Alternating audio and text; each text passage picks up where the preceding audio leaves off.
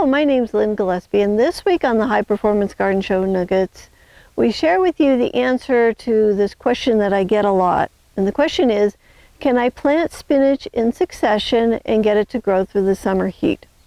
So here's a clip from the show. And one of the questions that I get is, can I keep planting spinach in succession and get it to continue to grow?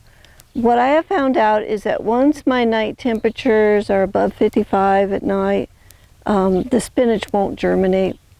And so we struggle. I can't plant spinach again until fall. So spinach is a spring-fall thing. You can germinate spinach seeds in the refrigerator. It takes a couple weeks.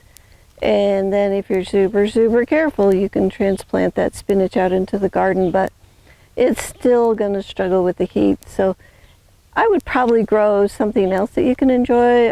Joy choy or tatsoi is a good spinach substitute that you can grow in the summertime, and then go back to spinach in the fall and winter.